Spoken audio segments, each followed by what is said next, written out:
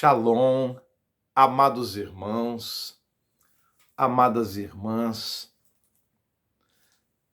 que a paz que há em Cristo Jesus seja derramada de forma abundante sobre as vossas, sobre as nossas vidas, e não somente hoje, mas como para todo o sempre, no glorioso nome do nosso Senhor Jesus Cristo. E estamos aqui mais uma vez reunidos para darmos início a um novo estudo, que eu batizei de Fenômeno Babel versus o Evangelho do nosso Senhor Jesus Cristo. Fenômeno Babel, entenda, religiões, todas as religiões, absolutamente todas as religiões, versus em oposição ao Evangelho do nosso Senhor Jesus Cristo. E como texto base para que possamos nos nortear durante toda a nossa viagem, eu gostaria que você abrisse no livro de Gênesis, capítulo 11, do versículo 1 ao versículo 9. Livro de Gênesis, capítulo 11, do versículo 1 ao versículo 9. Farei aqui algumas breves considerações iniciais durante a leitura do texto. E diz assim a palavra do Senhor: E era toda a terra de uma mesma língua e de uma mesma fala. Gostaria que você guardasse de forma privilegiada essa informação. E era toda a terra de uma mesma língua e de uma mesma fala. Todos falavam o mesmo idioma. Havia somente um idioma falado na terra, uma só língua.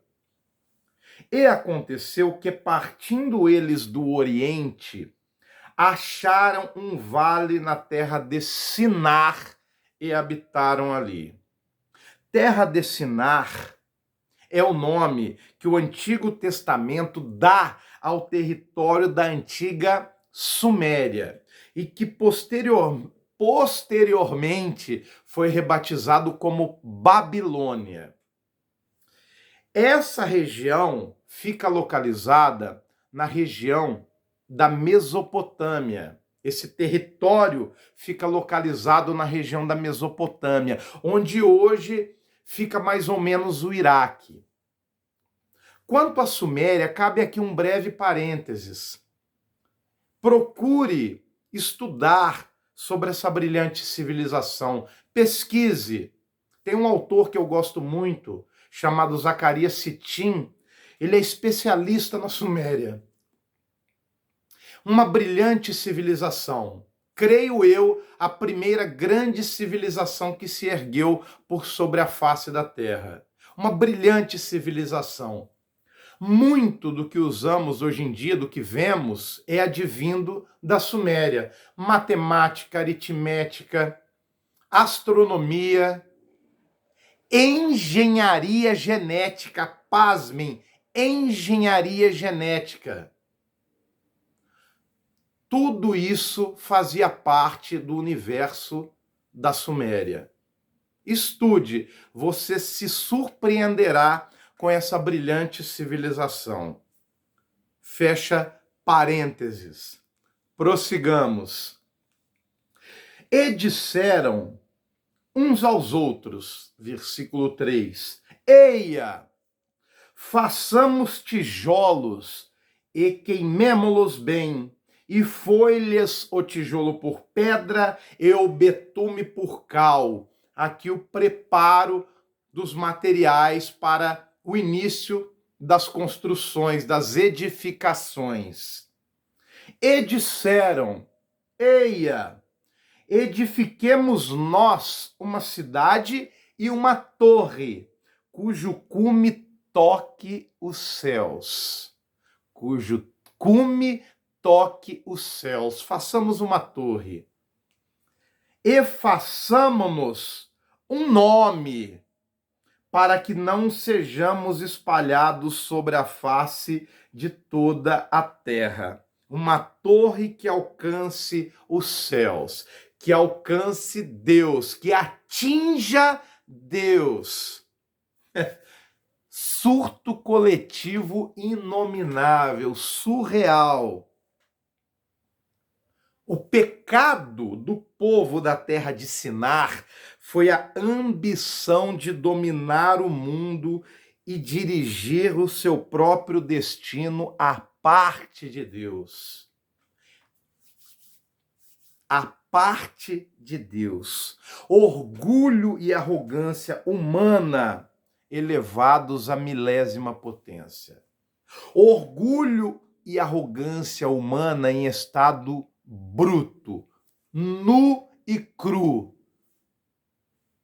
E eles eram liderados por ninguém mais, ninguém menos que Nimrod. Nimrod, personagem esse que foi o fundador de várias cidades. Nimrod, um homem brilhante. Gostaria de deixar isso bem claro. Um homem brilhante, um líder político extremamente capacitado. Porém, um verdadeiro Satanás. Penso eu que Nimrod tenha sido um dos primeiros anticristos a pisarem aqui nessa terra. Um dos primeiros anticristos a pisarem aqui nessa terra. Nimrod era um homem totalmente anti-Deus. Anti-Deus. E tem um ponto aqui que me chama muito a atenção no versículo 4. E façamo-nos um nome. Eles queriam fama. Eles queriam fama, queriam fazer o nome, inclusive para serem conhecidos por Deus. Eles queriam fama. Para que não sejamos espalhados sobre a face de toda a terra. Eles não queriam ser espalhados sobre a face de toda a terra. Eles queriam impressionar Deus. Tem essa ênfase também, e não queriam de forma alguma ser espalhados por sobre a face da terra. Joséfo diz que Sem, Cã e Jafé, os filhos de Noé, foram os primeiros a deixar as montanhas para morar nas planícies. O que os outros, a princípio, não queriam fazer por temerem um possível novo dilúvio, a despeito da aliança que Deus fizera com Noé, dizendo para Noé que jamais destruiria novamente a terra com um dilúvio. O símbolo da aliança que Deus fez com Noé é o arco-íris que ainda hoje podemos observar no céu. Apenas para que não reste dúvidas, o período aqui que estamos viajando, o período que eu estou me referindo, é o período pós-diluviano, quase que imediatamente após o dilúvio. O dilúvio foi um reset necessário, mas muito severo. O povo, de certa forma, estava traumatizado, com medo de que um novo dilúvio pudesse ocorrer.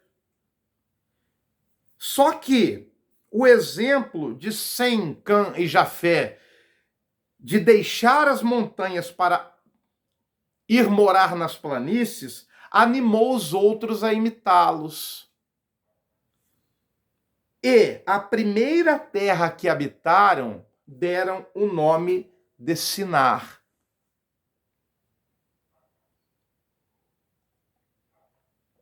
E tem mais um detalhe. Deus havia ordenado que eles se espalhassem por sobre a terra.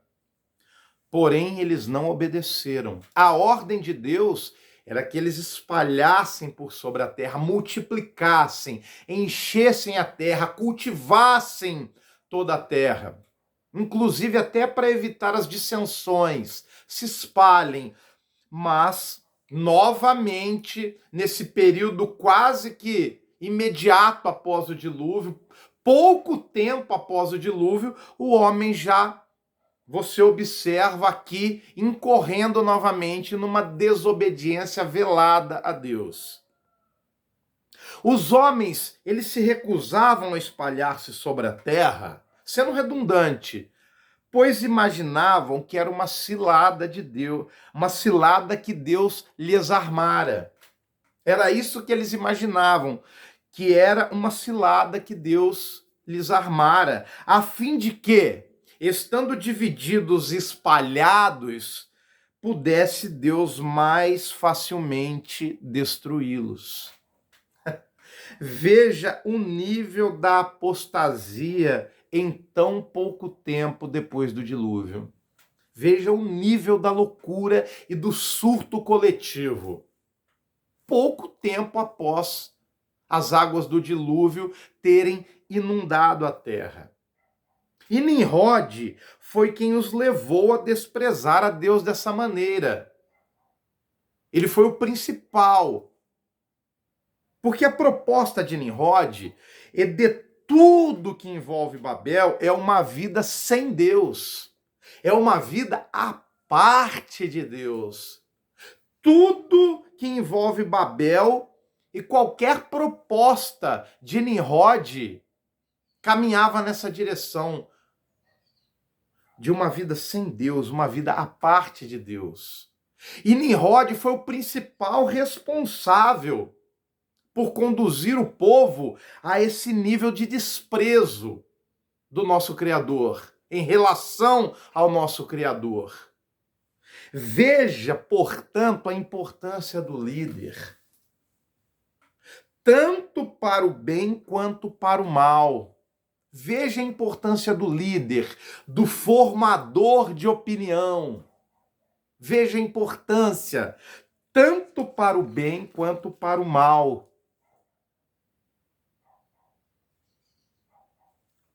Prossigamos. Então, desceu o Senhor para ver a cidade e a torre que os filhos dos homens edificavam. E o Senhor disse: eis que o povo é um, e todos têm uma mesma língua. E isto é o que começam a fazer. E agora não haverá restrição para tudo o que eles intentarem fazer. Em outras palavras, isso que eles estão fazendo é apenas o começo do surto. Isso aqui é apenas o começo do surto. Esse surto não conhecerá limites. Isso aqui é só o começo. Construir uma torre para atingir os céus, para atingir a Deus, para alcançar e atingir a Deus, serem conhecidos por Deus. Isso é só o começo do surto. Eia, disse Deus, desçamos e confundamos Deus Pai, Deus Filho e Deus Espírito Santo aqui presentes na narrativa. Eia, desçamos e confundamos ali a sua língua, para que não entenda um a língua do outro. Eia, Deus é maravilhoso. Desçamos e confundamos ali a sua língua, para que não entenda um a língua do outro. É fenomenal a maneira como Deus desbaratou o surto coletivo que ali imperava. Fenomenal. Por isso que Deus é Deus. Fenomenal a maneira como Deus desbaratou o surto coletivo que ali imperava. Fenomenal. A história da Torre de Babel mostra mais uma vez como Deus tem que colocar limites para os seres humanos que o desafiam. Deus tem que pôr limites. Deus intervém aqui nesse episódio não porque ele tivesse se sentindo ameaçado. Só me faltava essa, Deus se sentir ameaçado. Não, Deus intervém aqui para proteger os próprios seres humanos do resultado do seu orgulho e apostasia. Isso aqui foi uma medida protetiva de Deus. O amor e a misericórdia de Deus verdadeiramente são as causas de nós não sermos consumidos. O amor de Deus é algo imensurável e inimaginável para a nossa psique. O amor de Deus extrapola toda a lógica humana. Deus aqui intervém não porque ele se sentisse ameaçado pelos homens. Só me faltava essa. Ele intervém para proteger os próprios seres humanos do resultado do seu orgulho, prepotência, arrogância. Porque o correto aqui, no linguajar de hoje, é serol neles. A justa retribuição aqui para esse pecado inominável, essa arrogância inominável, elevada à milésima potência, era a morte, o extermínio, o reset. Mas a misericórdia de Deus fez com que ele desbaratasse todo esse propósito humano, toda essa arrogância humana aqui. Ele desbaratou de forma fenomenal, visando proteger os próprios seres humanos da justa paga que eles mereciam. Justa paga que eles mereciam. Assim, o Senhor os espalhou dali sobre a face de toda a terra, e cessaram de edificar a cidade. Deus criou ali, instalou ali vários idiomas, muitas línguas, de forma que eles já não se entendiam mais. Um não entendia o que o outro falava. Virou uma confusão, uma balbúrdia. Ninguém se entendia mais e, consequentemente, toda essa edificação ruiu, não prosperou. Esse pilar cósmico, sim, porque a Torre de Babel era, na verdade, um pilar cósmico. Não prosperou mais. Não prosperou mais. Por isso, versículo 8. Assim o Senhor os espalhou dali sobre a face de toda a terra, e cessaram de edificar a cidade. Agora sim, versículo 9. Por isso se chamou o seu nome Babel, porquanto ali confundiu o Senhor a língua de toda a terra. E dali os espalhou o Senhor sobre a face de toda a terra. E dali os espalhou o Senhor sobre a face de toda a terra. É Deus quem conduz a história humana. A ordem de Deus era que eles se espalhassem por toda a terra. Eles desobedeceram. Flagrante rebelião, desobediência ao mandamento de Deus. O homem, Satanás, muitas vezes se julgam os orquestradores da história. Eles acreditam que podem conduzir a história humana. O ser humano crê nisso toda hora. Satanás também.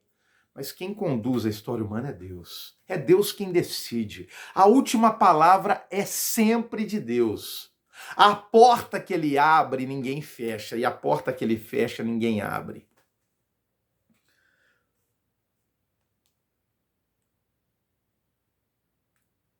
E dali os espalhou o Senhor sobre a face de toda a terra. Diz o final aqui do versículo 9.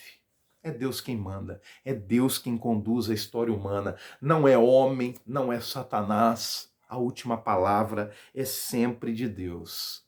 E cabe aqui também um outro parênteses breve. A palavra Babel, ela passou a ser sinônimo de confusão, balbúrdia.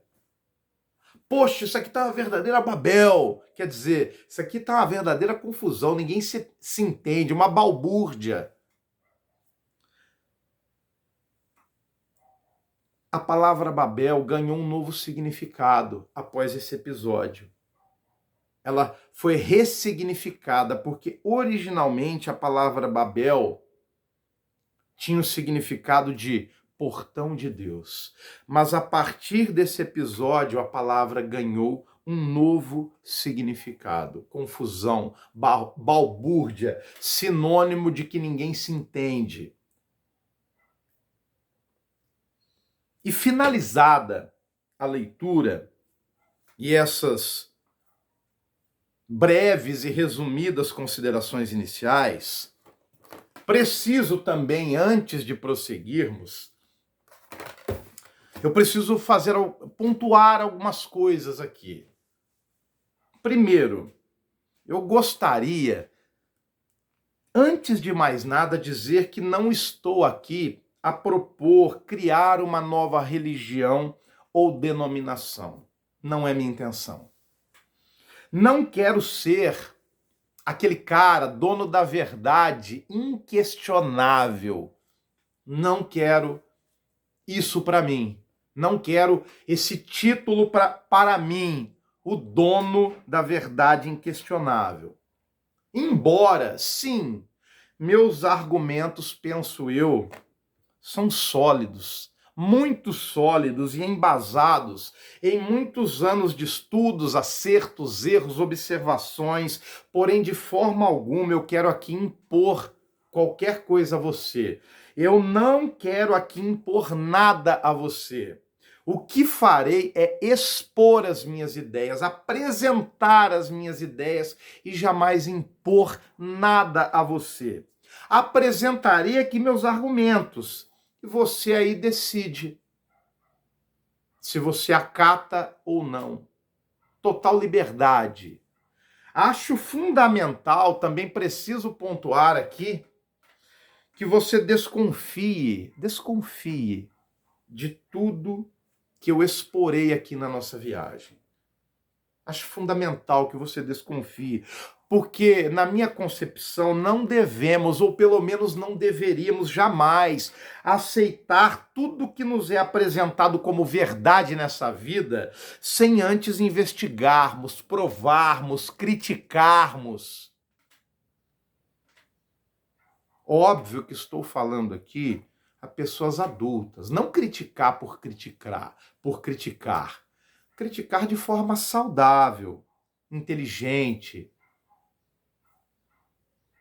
Precisamos, antes de acreditar nessas verdades que nos são apresentadas nessa vida, precisamos antes usar a inteligência que Deus nos concedeu. Precisamos usar a inteligência que Deus nos concedeu, porque sim, a fé admite questionamentos e provas com Deus. Eu não tenho receio algum de afirmar isso. A fé admite questionamentos e provas com Deus. A fé não é para ser algo irracional e tolo, como muitos pensam. A fé, sim, admite questionamentos e provas com Deus. Está cheio de exemplos aqui. Então, por princípio, não devemos ou não deveríamos jamais aceitar tudo que nos é apresentado como verdade nessa vida sem antes investigarmos, provarmos, criticarmos, sem antes utilizarmos a inteligência que Deus nos deu. É um princípio o que eu estou vos passando. Eu também não tenho a obsessão que as religiões têm de não serem questionadas. As religiões não gostam de ser questionadas de forma profunda, não gostam de ser contrariadas. Elas não aceitam a discordância, mas eu não tenho esse problema que as religiões têm. Não tenho. Eu não tenho esse problema. Aliás, sendo sempre redundante, que eu sou muito, eu acho é muito saudável que você discorde de tudo. Eu acho saudável, psicologicamente falando, eu acho saudável que você discorde, faça provas de tudo que eu estou dizendo, ou quase tudo que eu digo. Poxa, pode discordar de minha vontade. Eu não carrego essa obsessão que as religiões carregam de estarem sempre certas. Discorde à vontade por princípio. Eu tenho um lema que a dúvida é o princípio da sabedoria. Já dizia o filósofo. A dúvida é o princípio da sabedoria. Dúvida é o princípio da sabedoria. Eu carrego esse lema comigo. Exercitemo-nos, pois, nesse conceito. A fé admite questionamentos e provas com Deus. A fé não é para ser algo tolo e irracional. Discorde de tudo que eu digo, sim, porém, com inteligência, não discordar por discordar. Seja investigativo, busque respostas, saia do conformismo, saia do comodismo. Tenha sede de conhecimento. Comodismo, conformismo, isso é extremamente maléfico para a nossa alma. Tenha sede de conhecimento, porque se eu conseguir despertar a sua mente, a sua alma e o seu espírito, fazendo com que você busque mais conhecimento de Deus, mais conhecimento científico, mais conhecimento filosófico, mais conhecimento histórico, terei cumprido boa parte do meu propósito. Boa parte do meu propósito, se eu conseguir que você saia da zona de conforto religiosa, que diz amém a tudo sem questionar nada, ou quase nada de forma profunda. Se eu conseguir que você saia do comodismo, da aceitação de tradições familiares, tradições religiosas, dogmas, crenças que são passadas de pai para filho, que na maioria das vezes nós nem sabemos como se originou. Aceitamos porque simplesmente aceitamos sem questionar ou sem questionar de forma profunda. Se eu conseguir promover essa revolução no seu interior, essa maravilhosa revolução, eu reafirmo, terei cumprido boa parte do meu propósito. Você concordar ou discordar de mim, isso faz parte. Faz parte. Porque eu tenho a missão de tocar trombeta. Eu sou um tocador de trombeta. Acordem, acordemos todos. Questionemos, pois, nossas crenças, nossas tradições. Questionemos de forma profunda, inteligente. se pergunte, por que eu creio assim? Uma pergunta simples, mas que não é exercitada. Por que eu creio assim? Por que eu creio assim? Eu sei que muito possivelmente muitos ficaram chateados aqui comigo, principalmente aqueles que são muito religiosos, que defendem a sua religião com unhas e dentes. Possivelmente ficaram chateados comigo, mas meu irmão, me acompanha aqui até o final. Creio que precisarei de talvez uns 8 ou 9 vídeos para fundamentar toda a minha tese aqui. Eu lhe peço, tenha paciência, mesmo discordando de mim, vá até o final para que você consiga analisar o estudo por completo. Me acompanhe até o final. Você que é meu irmão, você, meu irmão, que é evangélico, você, meu irmão, que é católico, você, meu irmão, que é espírita, você, meu irmão, que é budista, você, meu irmão, que é muçulmano, hinduísta, maçom. Sim, embora 90 e tantos por cento dos frequentadores da maçonaria afirmem que a maçonaria é apenas uma filosofia ou uma reunião, uma sociedade entre homens, eu vos afirmo que os altos graus da maçonaria, os líderes supremos, eles sabem do tamanho do envolvimento da maçonaria com religião. Eles sabem.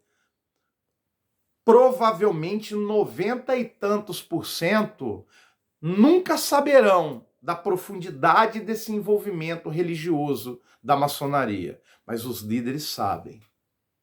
Você também, meu irmão, que é adepto das religiões afro, adeptos da magia negra, etc, etc, etc, etc.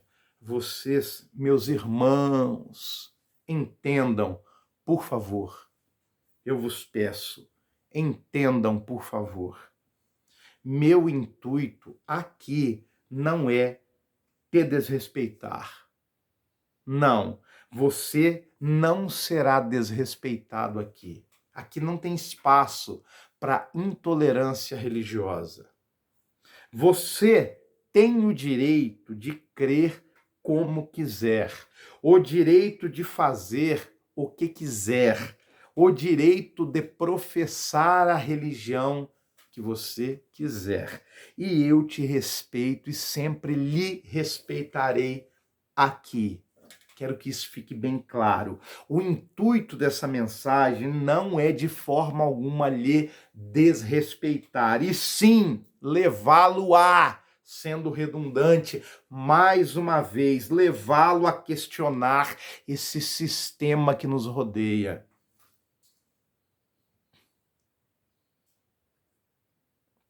Quero levá-lo a questionar esse sistema que nos rodeia.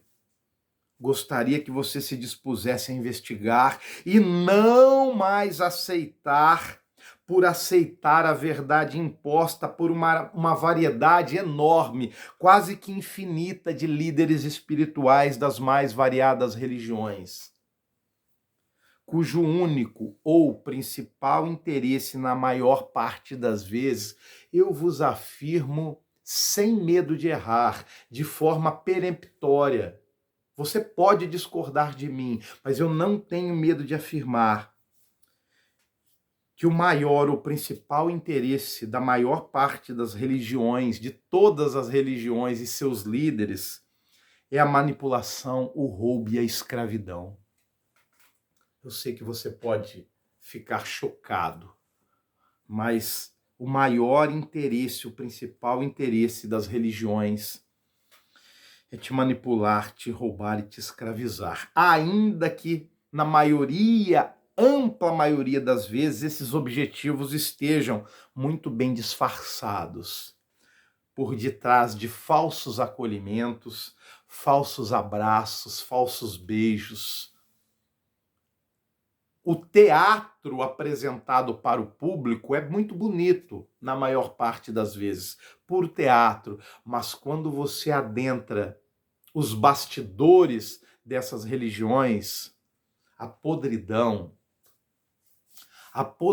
e a falsidade é algo indescritível. Por dentro, bela viola. Quer dizer, por fora, bela viola, diz o provérbio, né? Por dentro, pão bolorento. Eu acho que é mais ou menos assim o provérbio. Sepulcros caiados, bonitos por fora, mas por dentro, podres.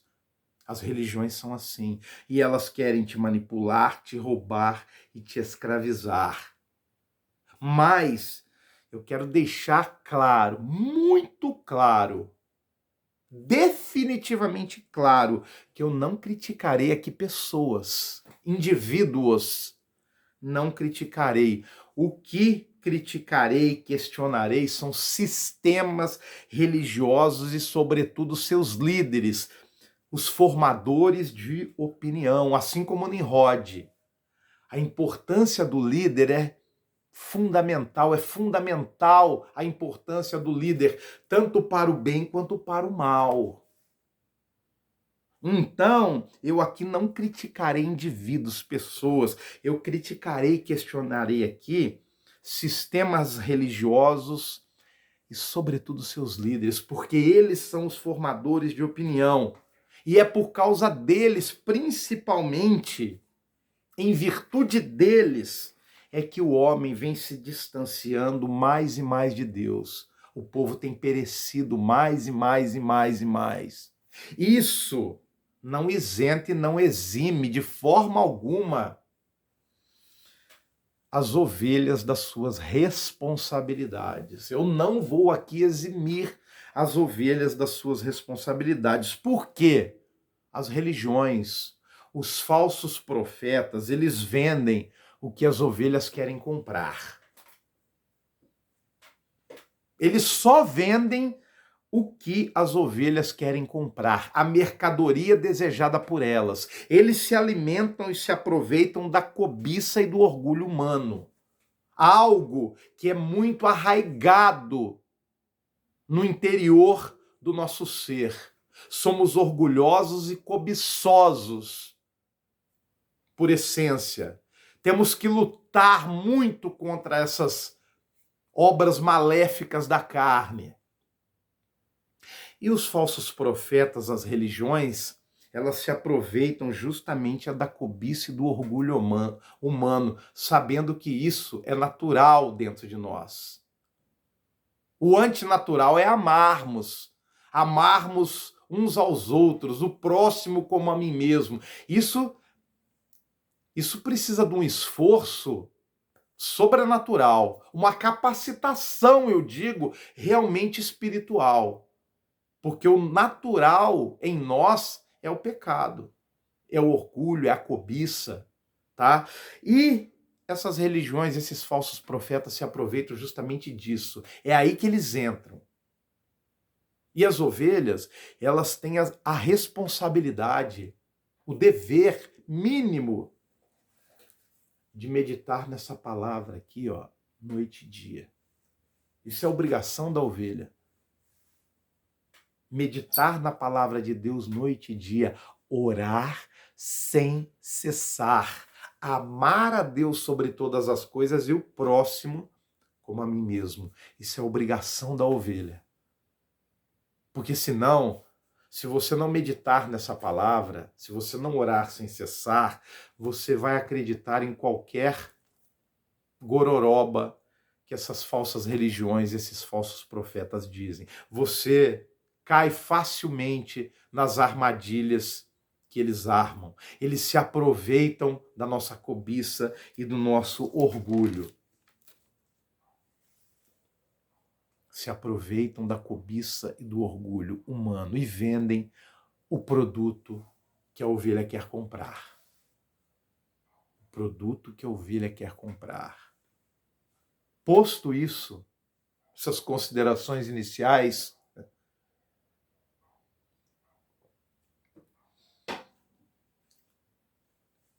Vamos adentrar propriamente dito no tema aqui proposto: religião.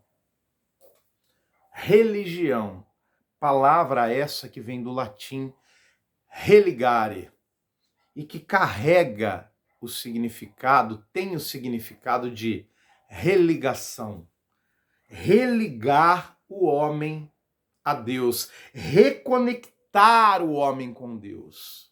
Religare, religião carrega esse significado de reconexão com Deus, reconectar o homem com Deus.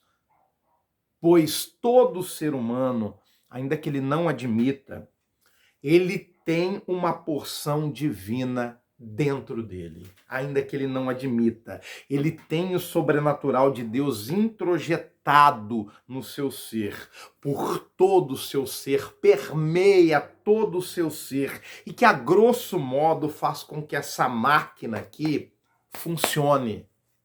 Faz com que essa máquina aqui ande, sinta, se auto-perceba. Faz com que essa máquina aqui ame. Faz com que essa máquina aqui viva. Sim, porque, olha, somos mais que uma mera máquina. Ainda que por si só, essa máquina aqui já é algo sobrenatural. Tão complexo é o corpo humano. Intrincada mecânica que interliga tudo em nós. Por si só já seria sobrenatural. Não tem como funcionar essa máquina aqui.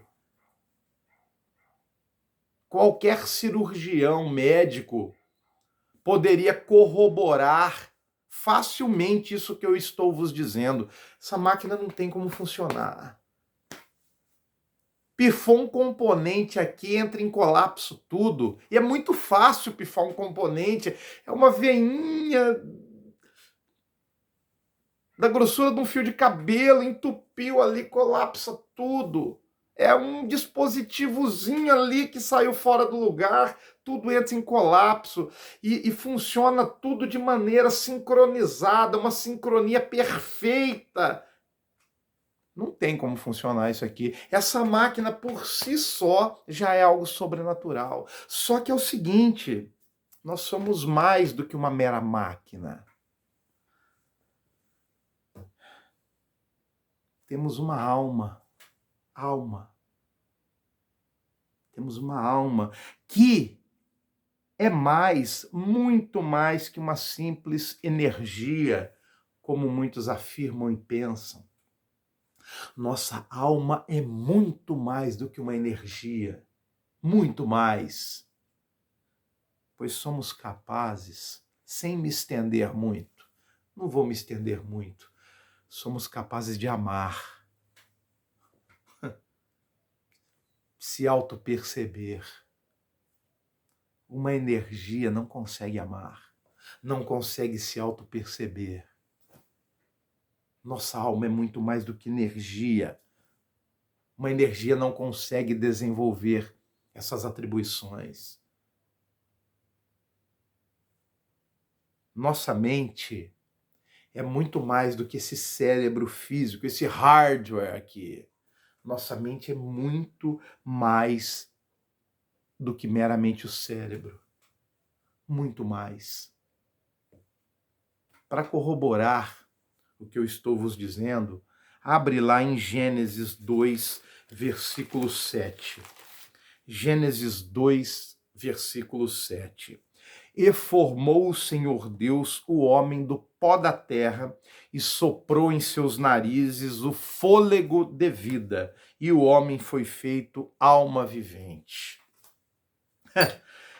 Vou ler de novo.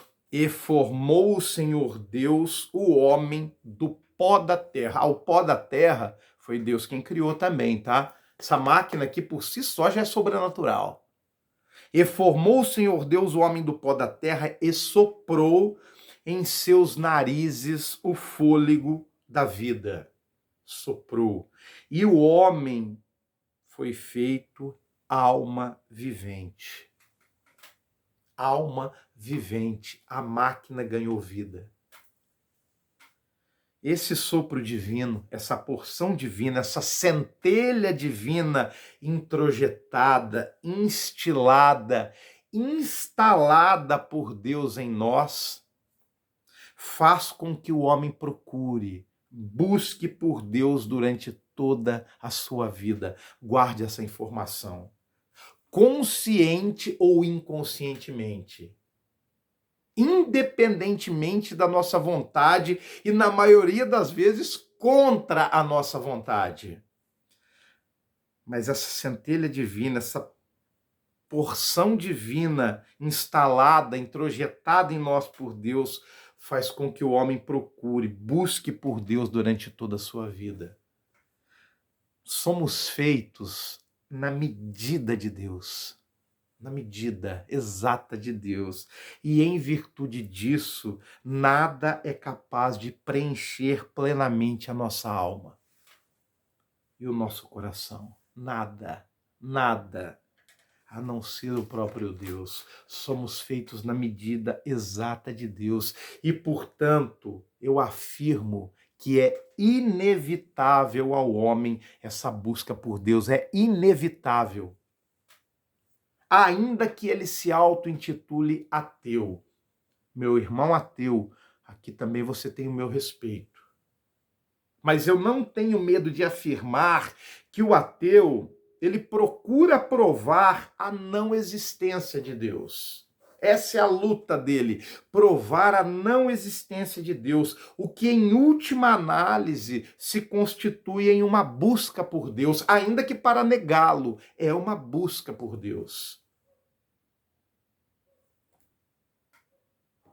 E é em virtude, retomando aqui o raciocínio, é em virtude dessa inevitável busca por Deus que o homem é um ser religioso.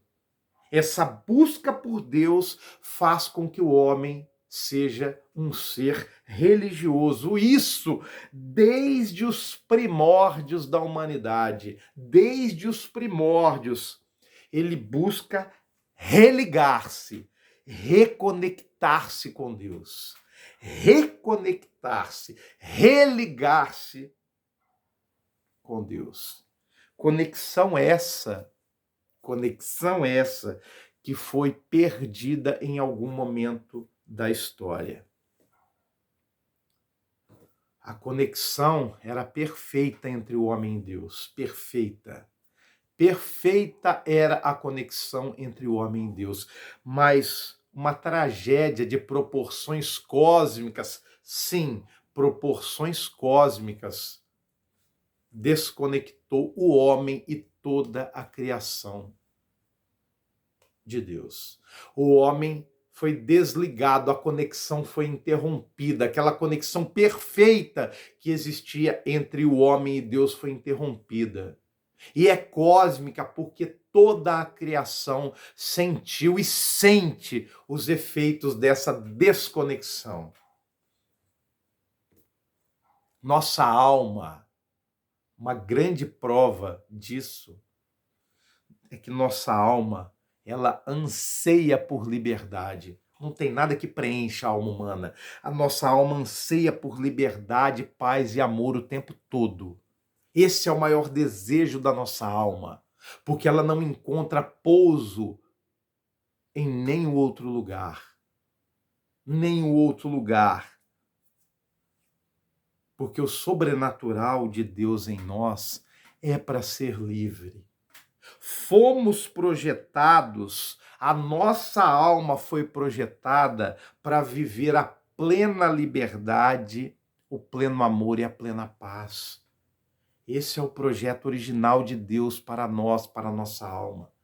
Nossa alma não foi feita originalmente para viver aprisionada, não. A nossa alma foi feita sob medida da liberdade. sob medida para o amor, sob medida para a paz. E buscamos por Deus, pois a nossa alma sabe que só em Deus podemos encontrar o correspondente para a nossa liberdade, paz e amor. Só em Deus encontramos esse correspondente. Só em Deus somos livres. Nosso racional, nosso eu racional, nossa mente tenta, na maioria das vezes, negar isso, mas nossa alma sente aquilo que palavras não conseguem dizer. Nossa alma anseia pela reconexão, pela religação. E uma das provas, das muitas provas do que eu vos falo, é que se você observar os resquícios arqueológicos, religiosos, estão por toda parte, religiões primitivas da primitividade humana. Estão por toda parte. A história da religião, ela se confunde com a história humana. Observe, a história da religião se confunde com a história humana. O homem desde sempre buscou essa reconexão e buscará enquanto nele houver fôlego de vida. Imediatamente após a desconexão perfeita que existia entre o nosso ancestral e Deus, imediatamente após a desconexão, o homem passou a buscar Deus, a reconectar-se com Deus, a ser religioso desde os primórdios. A história da religião se confunde com a história humana. E o homem sempre buscou essa reconexão e buscará enquanto nele houver fôlego de vida. E o surreal é que eu vos afirmo com toda a convicção, sem medo de errar, de forma peremptória. O surreal é que justamente o maior impedidor, dificultador de reconectividade humana com Deus é a religião. Todas elas, sem medo de errar. As religiões atrapalham a relação do homem com Deus o tempo todo. O tempo todo.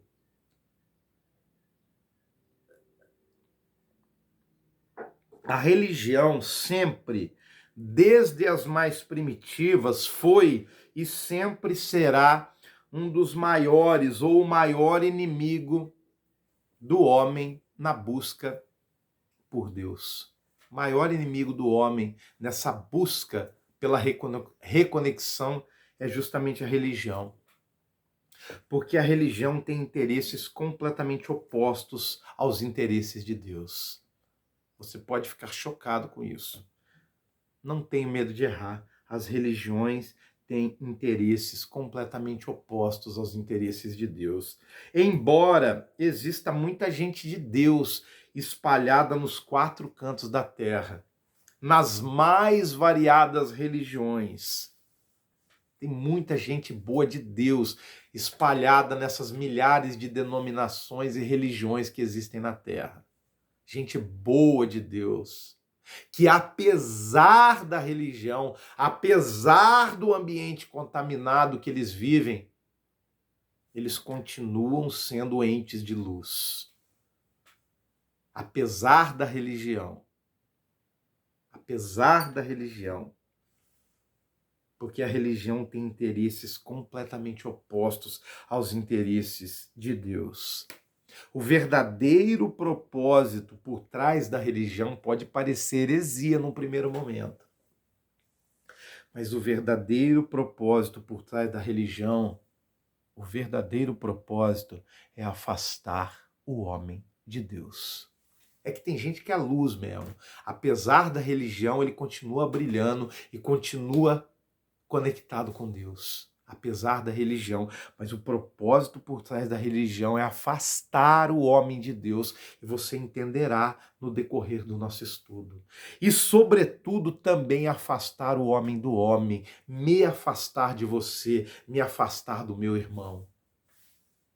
A palavra religião, que em tese tem um significado bonito, profundo, religar, ligar, reconectar o homem a Deus, na prática, na realidade, é utilizada para demarcar territórios. Sim, a religião na prática é utilizada para demarcar territórios. Separar o homem do seu irmão, do seu semelhante. Promover separação entre os povos e fomentar intolerâncias. Na prática, a religião fomenta intolerâncias, une os iguais e separa os diferentes. Cada religião pensa de um jeito. Cada religião pensa de um jeito. Cada uma tem a sua ideologia. Cada uma afirma ser ela a detentora da razão, ser ela o caminho da salvação, o caminho para a iluminação, ou seja lá que nome você queira dar. A religião é cheia da razão, cada qual com a sua razão. Na prática, não há entendimento entre elas. Na prática, não há entendimento entre elas. Na prática, não há paz entre elas. Na prática, não há amor entre elas. Ainda que o teatro possa estar muito bonito, tudo teatro, na prática, nos bastidores, não há amor entre as religiões. Ela une os iguais e separa os diferentes. A religião separa o homem do homem, portanto, e separa, consequentemente, o homem de Deus. É uma consequência natural.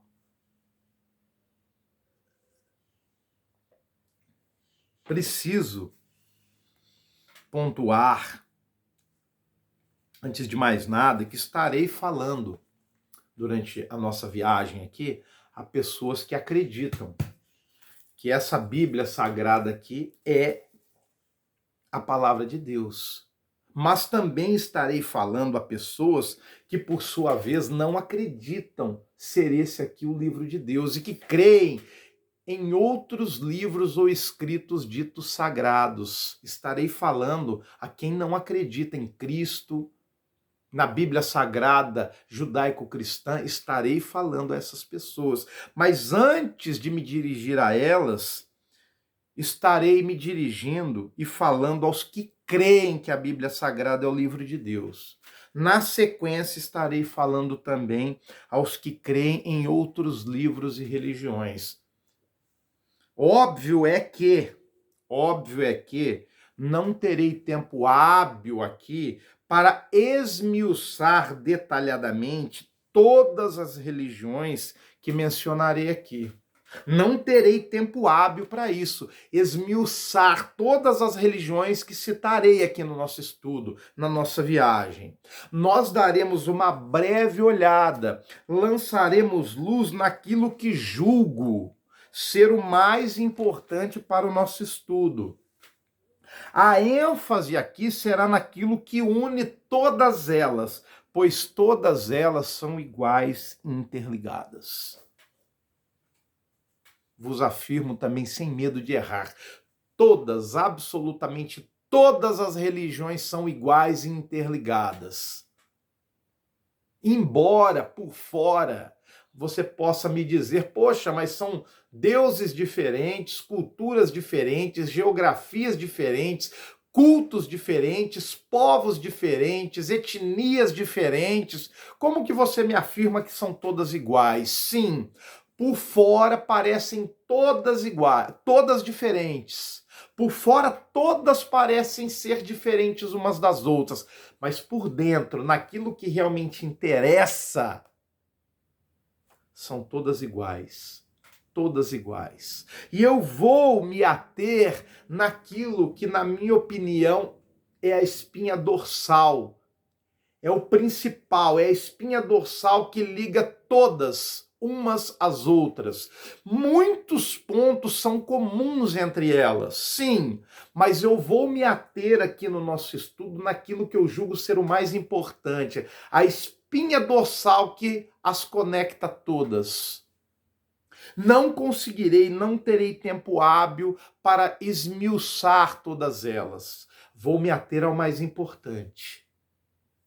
Óbvio também que, isso é óbvio, muitas religiões não serão abordadas aqui, não serão citadas nominalmente, pois a quantidade é imensurável, é praticamente infinita.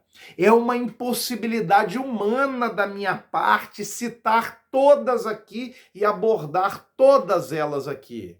São quase infinitas. Mas eu lhes asseguro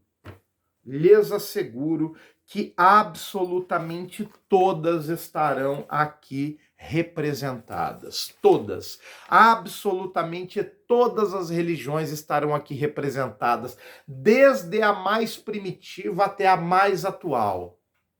E até as que ainda não existem e existirão no futuro próximo. Estarão aqui representadas. São todas iguais, todas têm uma mesma lógica, uma mesma mecânica, naquilo que realmente interessa. No seu interior, no âmago, as religiões são todas iguais. E para finalizar esse nosso primeiro módulo, esse primeiro capítulo, eu quero reafirmar que a alma humana anseia reconectar-se com Deus. A alma humana anseia reconectar-se com Deus, pois ela anseia a liberdade, a paz e o amor. Ela foi projetada originalmente para viver a plena liberdade, a plena paz e o pleno amor. O nosso ancestral, ele mantinha uma conexão perfeita com Deus. Ele sabia o que era a plena liberdade, ele viveu o pleno amor e viveu a plena paz. E isso está impregnado no nosso DNA, está impregnado na nossa alma. É por isso que nada é capaz de preencher a alma humana. Nada, a não ser o próprio Deus. Somos feitos na medida exata de Deus. Nada é capaz de preencher a alma humana. O que a alma humana mais anseia é a liberdade, a paz e o amor, que somente Deus, somente em Deus podemos encontrar. Mais nada. Não podemos encontrar a paz, o amor, a liberdade em porta alguma. Seja do sexo, seja do dinheiro, das riquezas, da avareza, da glutonaria, da bebedice, dos vícios, do hedonismo. Quer um exemplo? Estude a vida de Salomão. Vai lá no livro de Eclesiastes. Leia o livro de Eclesiastes, caso você nunca tenha lido. Veja lá. Salomão escreveu no final da sua vida, na sua velhice, é o que a tradição crê, e eu também. Um homem com uma sabedoria inimaginável, desconectou-se de Deus, provou de todos os vícios possíveis, dos prazeres do sexo em excesso, teve 1000 mulheres, riqueza sem igual, um homem extremamente rico, provou de tudo que esse planeta pode oferecer. Ele tinha dinheiro para comprar, hedonismo elevado à milésima potência. Veja a que conclusões ele chegou no livro de Eclesiastes. Um homem que teve 1000 mulheres e não encontrou amor em nenhuma.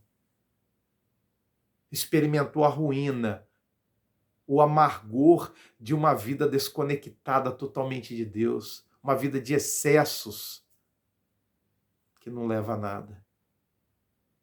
Coração vazio. Nada é capaz de preencher a alma humana a não ser o próprio Deus. Nós batemos infinitas portas, nós lutamos para não admitir essa verdade, mas a nossa alma sabe, mesmo contra a nossa vontade, o que pode parecer um contrassenso, mas não é. O nosso eu racional luta para não reconhecer essa verdade, mas a nossa alma sabe que somente Deus pode saciá-la, porque ela anseia mais do que tudo que brilha nesse universo. Ela anseia a liberdade, a paz e o amor que só Deus tem para dar. Só Deus tem para dar. É por isso que o ser humano bate em tantas portas e só experimenta o vazio, experimenta alegrias e confortos momentâneos, mas a verdadeira paz, a verdadeira liberdade, somente em Jesus Cristo. Se o Cristo vos libertar, verdadeiramente sereis livre. Os outros aplicativos são paliativos. Somente Cristo tem liberdade para dar, mais nada. Filosofia nenhuma, religião nenhuma consegue saciar a alma humana e libertar a alma humana. Somente Jesus. O nosso eu consciente bate em 1000 portas, mas a nossa alma sabe, porque ela foi projetada para a liberdade, para o amor e para a paz. E o nosso DNA está impregnado disso. A nossa alma está impregnada com isso. Não tem como enganar o profundo da alma. Para corroborar o que eu digo sobre a conexão perfeita que existia entre o homem e Deus, abre lá para corroborar. Eu já vou finalizar. Gênesis 3, versículo 8 na parte A. Gênesis capítulo 3, versículo 8 na parte A. E ouviram a voz do Senhor Deus, Adão e Eva, o nosso ancestral, e ouviram a voz do Senhor Deus que passeava no jardim pela viração do dia.